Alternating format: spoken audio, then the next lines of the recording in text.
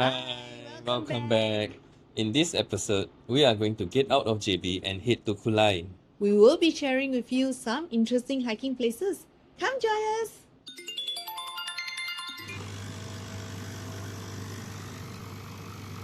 We are starting the day early and making our way to Kulai. But first, coffee and breakfast. The drive to Kulai from JBCIQ takes about 45 minutes. We like to head out early in the morning. There's lesser traffic and the sun is not too harsh yet. The views along the way are quite scenic. Our first stop today is Mount Pulai, or Gunung Pulai in Malay. What's interesting is how we first found out about this mountain. On a clear day, it's visible from our balcony, and somehow we were drawn to the energy it gives off. After a quick check on Google Maps, and we discovered Mount Pulai.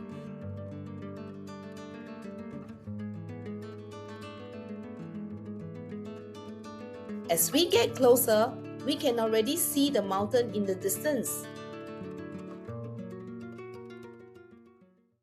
We have arrived and there are several car parks available. These car parks are privately managed, so you just pay a 3 ringgit to the attendant. We like to park at this one down the road. There are toilets and bathrooms here too, which is convenient, especially after the hike. Note that the mountain is usually closed for hikers during the months of October all the way to January due to the monsoon. A short walk up the slope from the car park and you will see the entrance. You will need to register at the counter over at the entrance before you head in. Entry is free. And do take note of what you can and cannot bring into the mountain. There will be a bag search. From the base of the mountain, you can see how dense the forest is. It's a really good day to be here today. The sun is out, but the mountain trail is nicely shaded, making the hike quite pleasant. The trail is nicely paved, almost like a road, which makes the walk easy.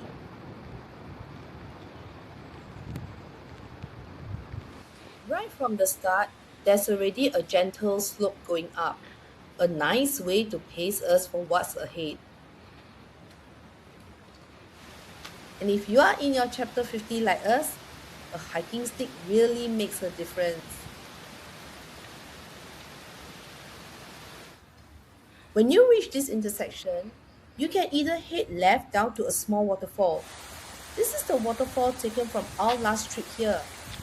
But today, we are going up to the peak, so we will take the path on the right. We do see other hikers along the way, and the locals here are very friendly. They even greet you with a good morning when they walk past. And this is the reason why it is closed for months during monsoon. Landslides like this can be dangerous to hikers.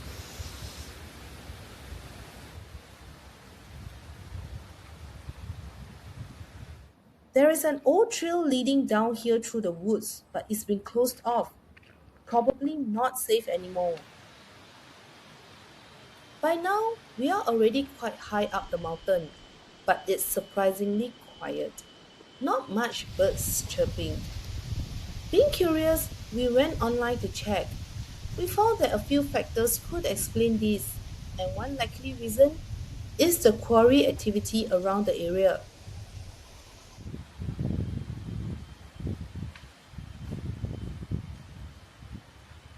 Don't be deceived by how effortlessly they are climbing. Some of these folks are regulars who hike here a few times a week. And then there's us. We consider ourselves pretty fit, but this climb still makes us work for it. It doesn't help that the slope gets steeper and the path gets bumpier the higher we go.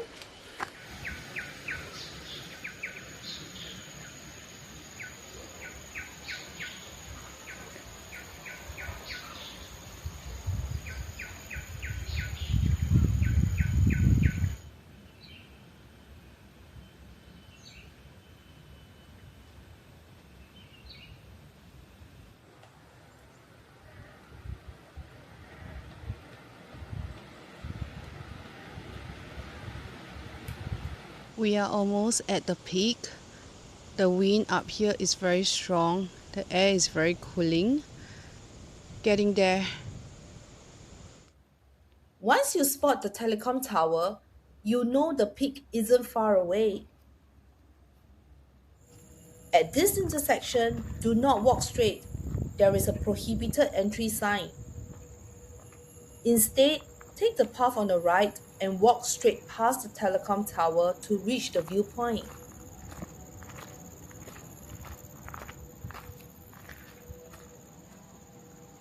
We have reached the peak of the mountain. We took probably about 2 hours to get up here. The view is breathtaking, and if you look far off, you can even spot a lake. We are now leaving the peak and is slowly making our way downhill. Heading down here on a steep slope is tougher than it looks. We had to get creative, sometimes walking backwards just to ease the strain on our muscles.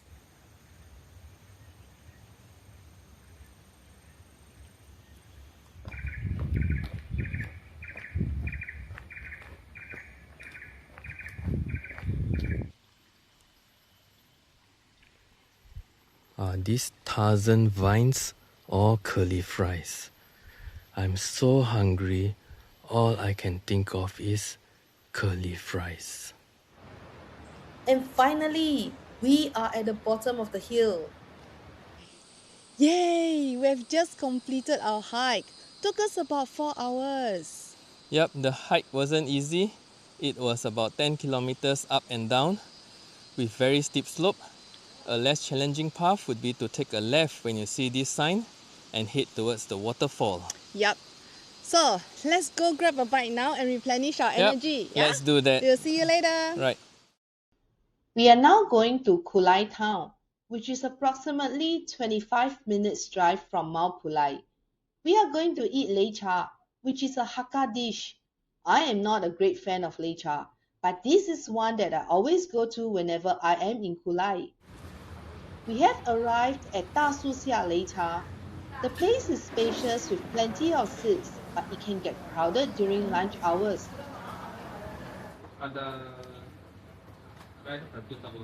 Okay. Lecha is a rice bowl topped with vibrant mix of vegetarian toppings, paired with a vitamin-loaded green soup made from tea leaves with basil and mint. You can pour the soup into the rice bowl or drink it on its own. And here, they not only serve lecha, but they also serve Hakka Yong Tau Fu, which pairs so well with the lecha. And this is the main reason why I only eat lecha here. They are very generous with the meat filling in the Yong Tau Fu. After a hearty meal, we are now taking a short 15 minutes drive to Putuo village for coffee. Nestled within a bamboo forest, Putuo village is a Bodhi sanctuary that honors Buddhist culture. Here we are at Putuo village. While we are not Buddhists ourselves, we really love the serenity of this place. The moment you arrive, the pace slows down. It feels calm and quiet.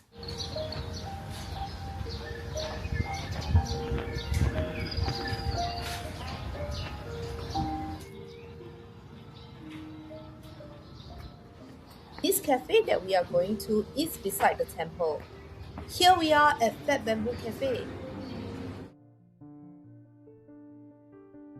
Sipping on iced latte with a slice of matcha cheesecake, taking in the peaceful scenery outside. Moments like this reminds us to slow down and simply be present.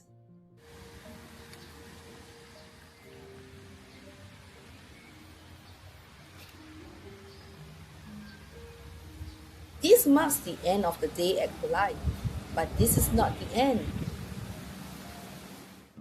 After a 10-day break to recover our sore butts, we are up early again today, making our way back to Kulai. This time, we want to share another hiking spot with you. A shorter trail, but a little more adventurous.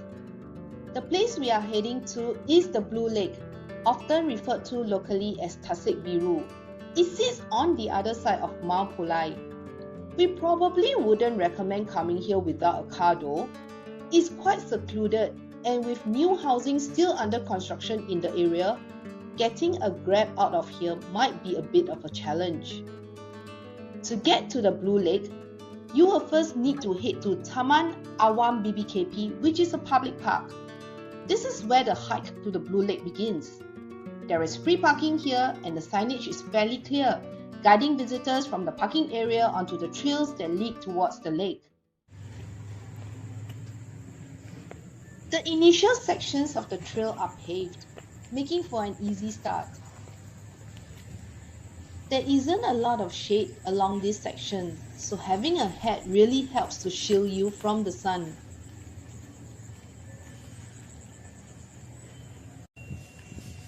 Along the way, you will pass some giant rocks.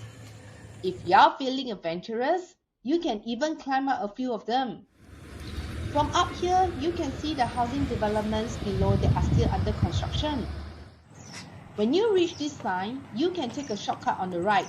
That route is a little more adventurous, with rougher paths and even more giant rocks. Or you can simply follow the sign and continue straight towards Tasik Biru, which is what we are doing today. After a while, the paved path slowly transits to a more natural forest trail. The terrain gets a bit uneven here, so our hiking stick really comes in handy.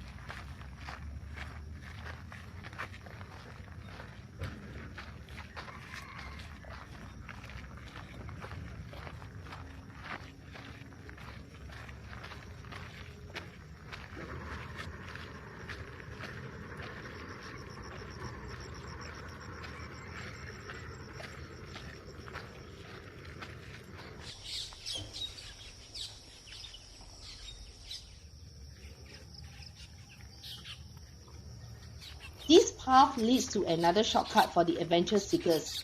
You can climb up this pretty steep slope. I recall we did this exam steep. No, this thing shouldn't be in the middle of your leg. Out. It's damn steep. Oh, but cannot lah. Huh? It's too slippery already. Okay, I do. I cannot even come down. I do, then you take the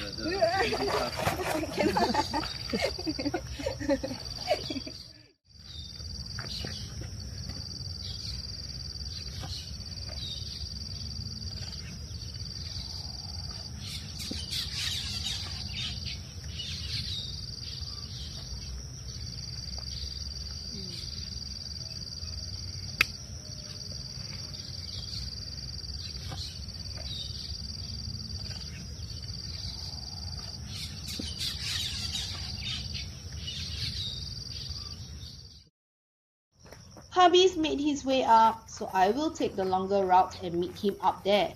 From this point on, the trail starts to feel more like a proper jungle hike.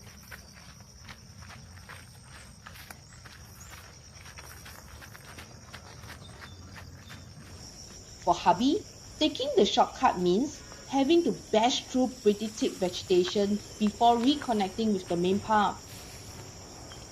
One thing to remember, bring insect repellent. For some reason, there were quite a lot of mosquitoes during this hike.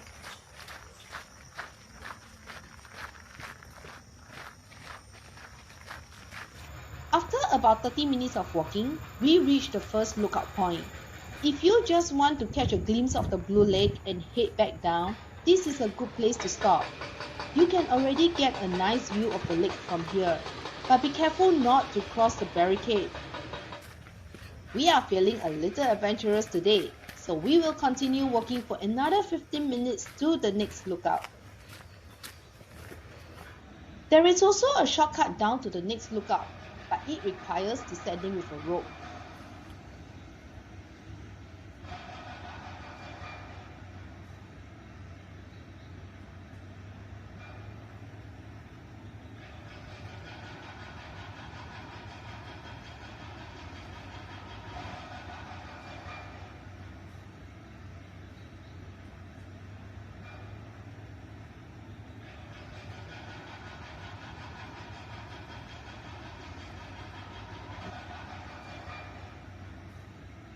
Clearly, that's not for me today, so hubby climbed back up. We continued on the proper trail.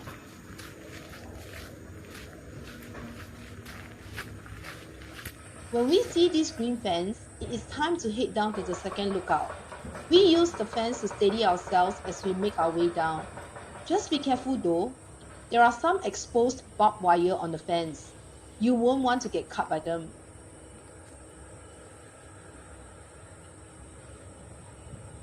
And here we are, the final obstacle to get across to the second lookout. We have to move slowly and carefully here as it is easy to slip on the loose gravels. The hiking stick definitely comes in handy again.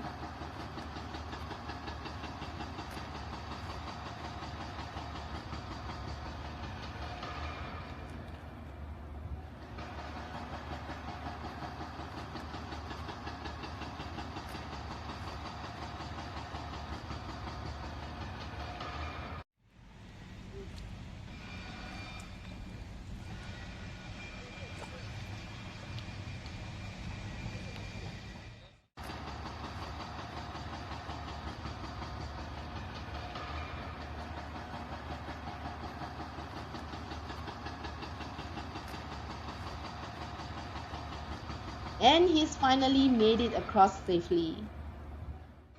Here we are at the Blue Lake. It took us about 45 minutes to reach this viewpoint from the car park. This is not a natural lake. It is just part of an active quarry.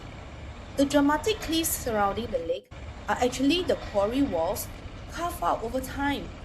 If you are like us, love taking photos, just be careful not to go too near the edge. The loose gravels are slippery, and you won't want to risk falling off the cliff. The lake's vibrant turquoise color comes from the minerals in the surrounding rocks, along with how sunlight reflects off the water. We noticed the lake keeps changing. When we were here about a year ago, it was much bigger and looked quite different. And that wraps up our episode on Kulai. And don't forget to follow us so you won't miss out as we explore other towns in Johor. Thanks for watching.